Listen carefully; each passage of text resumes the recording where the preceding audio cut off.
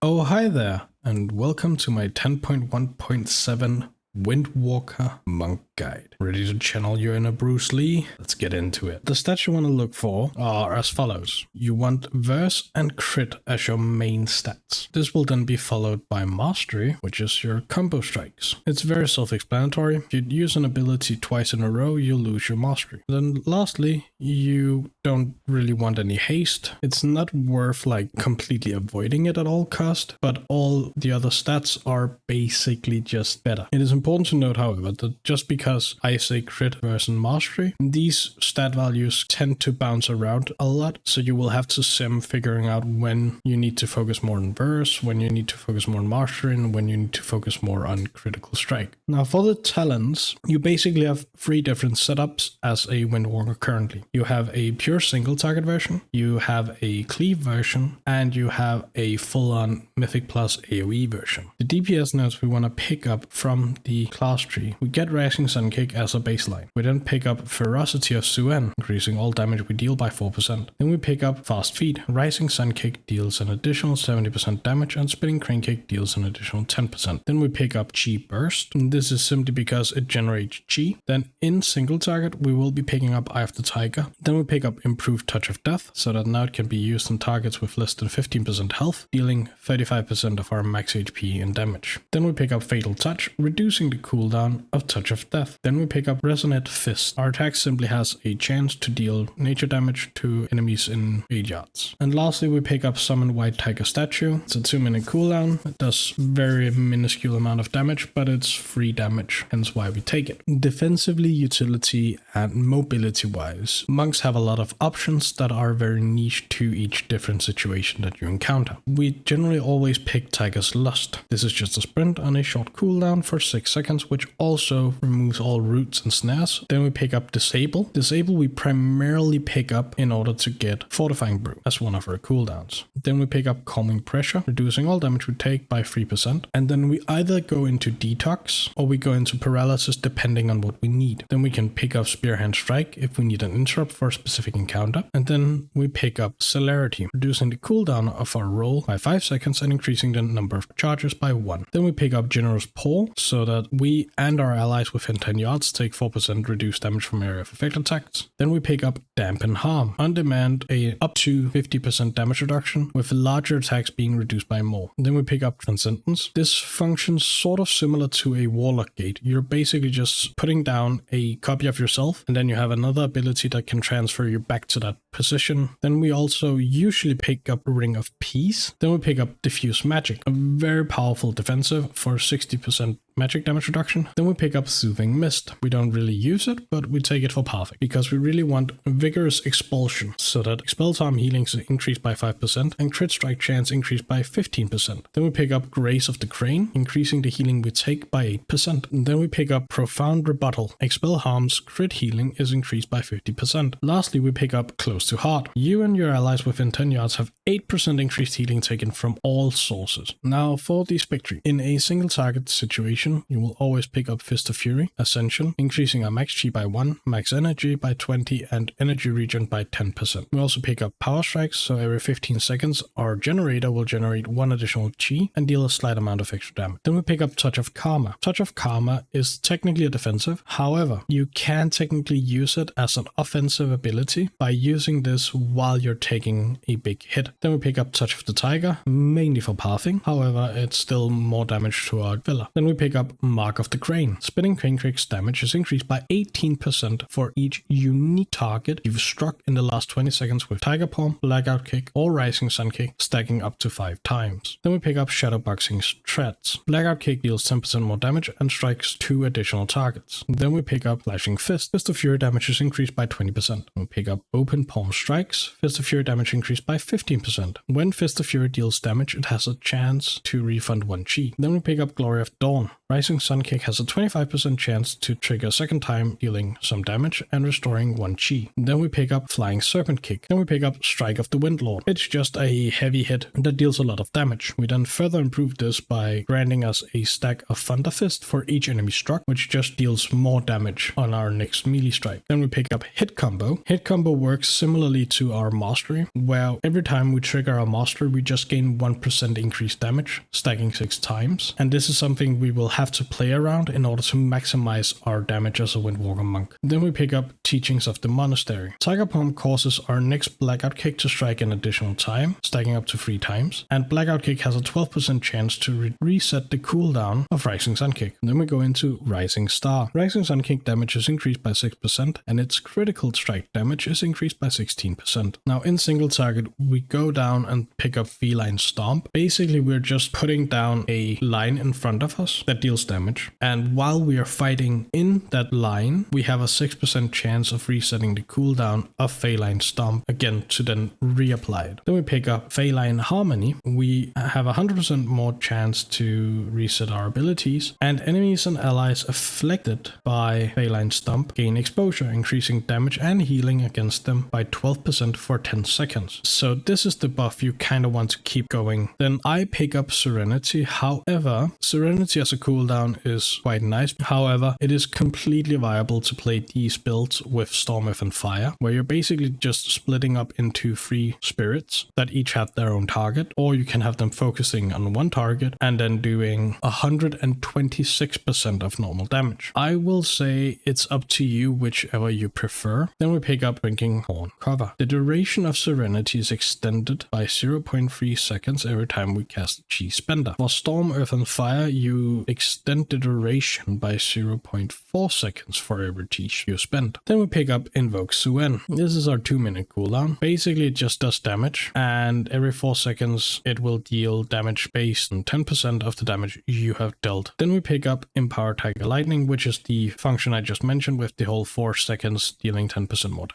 Then we pick up Fury of Suen. Your combo strikes, or mastery, grants a 1% chance for your next Fist of Fury to grant 5% haste and our Invoke the Suen. Then we pick up Transfer the Power. Blackout Kick and Rising Sun Kick increases damage dealt by your next Fist of Fury by 3%, stacking 10 times. Then we pick up Suen's Battle Gear. Rising Sun Kick critical strikes reduce the cooldown of Fist of Fury by 4 seconds. When Fist of Fury ends, the critical strike chance of Rising Sun Kick is increased by 40%. Then we pick up Sky Touch. Tiger Palm now has a 10-yard range. But once per minute, you will have your Tiger Palm apply an effect that increases your critical strike chance by 50% for 6 seconds on the target. Sky Reach is rarely used in PvE, simply because now it forces you to dash if you're not in melee range to your target. And lastly, in the single target build, we pick up Invoker's Delight. Summoning our Celestial, which is Suen, we gain 33% haste. Basically, we gain a bloodlust every time we summon our Suen. Now, for the Cleave build, we're speccing out of Feline Stomp and picking up Dance of Chi-Chi. Spending Chi has a chance to make our next Spinning Crane Kick free and deal an additional 200% damage. Then we pick up Forbidden Technique. Touch of Death deals 20% increased damage and can be used a second time within 5 seconds before its cooldown is triggered. Then we pick up Crane Vortex. Spinning Crane Kick damage is increased by 20%. And lastly, we pick up Fatal Flying Guillotine. Touch of Death strikes up to 4 additional nearby target, and this Touch of Death is always an improved Touch of Death. In our Mythic Plus build, the only difference we have is that we are speccing out a Fury of Suen and picking up Bone Dust Brew. Basically just throws down a brew below us or where we are targeted. For 10 seconds, our abilities have a 50% chance of hitting the target a second time at 40% effectiveness. Spinning Crane Kick refunds 1 chi when striking enemies with your Bone Dust Brew active. So the core fundamentals about playing a Windwalker Monk is all about generating chi and then utilizing that chi most effectively on your spenders such as Rising Sun Kick, Fist of Fury, Strike of the Windlord, or an AoE Spinning Crane Kick. Now the way we generate these are which is Tiger Palm. When Tiger Palm is empowered, we also generate chi with Chi Burst, and then we generate with Expel Harm. Expel Harm is very important for Windwalker Windwalkers because it only generates 1 chi and there's no way it can generate any more. So you have to like manage your chis and when to use your Tiger Palm or when to wait for Expel Harm in order to not waste chi. Outside of that, it's basically just use as many Rising Sun Kick as we can and as many Fist of Furies as we can. Now, something specifically about the opener as a Windwalker. You actually want a 15-second pull timer because you want to Expel Harm before you actually go into the fight, because this generates you 1 chi. So your opener as a Windwalker with Serenity would be generate 1 chi, and then you wait on the cooldown before you can go in again. This is actually hugely important because this grants us 2 chi before the fight even starts. So now we go Expel Harm again, then we go Summon White Tiger Statue,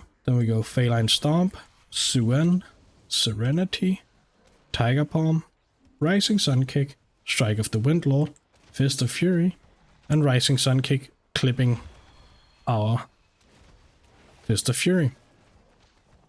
Try to fit in your last Fist of Fury during your Serenity so you get the free Fist of Fury. And that's basically your opener. At this point, it's very much about using Wind Strike, using Rising Sun Kick, and using Fist of Fury. As you see, I'm actually utilizing Spinning Crane Kick. That's because I don't want to waste my Teachings of the Monastery with Blackout Kick if I don't have to. Now, for situations where you only have 1 singular target, the priority list is quite simple. You want to use Invoke Suen as much as possible. If you have Touch of Death ready, you want to use Touch of Death. Then Expel Harm if you're below 6 chi and you're about to cap energy. Then it's Tiger Palm if you're below 4 so that you don't overcap on your chi. Then it's Feline Stomp for the buff roughly every 10 seconds. And then it's Rising Sun Kick with the Suen's Battle Gear buff. Then it's Strike of the Windlord and then natural Rising Sun Kick, Fist of Fury, and Blackout Kick, making sure we never overcap on our Teachings of the Monastery. Here we will throw in a Spinning Crane Kick in order to make it so that we don't overcap. And then it's about Chi Burst and then Feline Stomp at the end of it. And that's basically it in single target. Now, in any cleave situation or 2 to 4 targets, it's very similar to a pure single target, except we will be using Spinning Crane Kick a lot more, simply due to the Dance of Chi procs, which will take precedence over Rising Sun Kick. So once again, Suen, Touch of Death if we have it available, Tiger Palm, Strike of the Windlord, Rising Sun Kick, Fist of Fury. Then we have Blackout Kick because we don't have a Dance of Chi proc. Then we go back into Spinning Crane Kick, our Chi Burst, Spinning Crane Kick, Rising Sun Kick, Fist of Fury, and Teachings of the Black Monastery. And that's basically your cleave 2 to 4 targets rotation, or priority if you want to say it.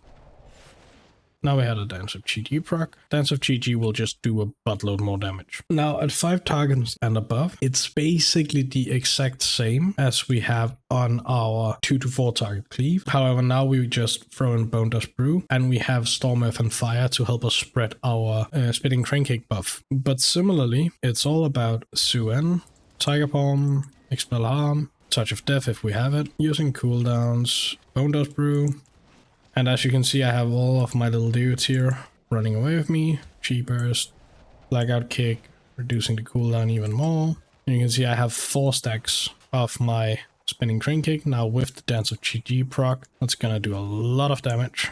Teaching of the Monastery, go back into Rising Sun Kick, use Expel Harm, go back up. As a Windwalker, your rotation is actually very fluid because it all depends on like if Rising Sun Kick crits, we suddenly have an additional Chi, we're reducing the cooldown of our Fist of Fury. We still have our Strike of the Windlord, which is also being reduced whenever we spend Chi. So we have all of these like neat synergies just going together. Now, even in AoE with Bone Dust Brew, it is more beneficial to actually focus on your single target or your cleave rotation over just spamming Spinning Crane Kick, which was how we used to do things. And to be honest, Windwalker Monks have always been one of my favorite. Like, it's a very fun DPS spec because it's hugely rewarding whenever you play it right. However, you do lose a lot of potential damage if you mess up once. So you need to get very familiarized with never using the same ability twice in a row, right? There are numerous ways we can do this. For instance, Expel Harm, which is technically a heal. It does a little bit of damage, but because it's coded as a damage ability, it actually stacks up, as As you can see here, it stacks up our hit combo from Expel Harm. Windwalker is just fun. It's fun and it's engaging, and there's a high skill ceiling to it. Sadly, it's not the best in single target. However, you do bring a nice raid buff with Mystic Touch. If you're unsure about what to play, try Windwalker. Try to get into the flow of things, because that's how Windwalkers are. You just go into this steady state of like, oh, now I have Rising Sun King, now I have Fist of Fury, now I have Expel Harm. Oh, that's a Strike of the Windlord. Well, I have a Chi Burst. Cool. Oh, I got a Dance of Chi proc. You have all of these things just spinning around, and it's so satisfying when it all just works. But yeah, I think that was all I had to say about Windwalker. It's a lovely spec. Try it out, please. Hopefully you'll subscribe, and I'll see you in the next one.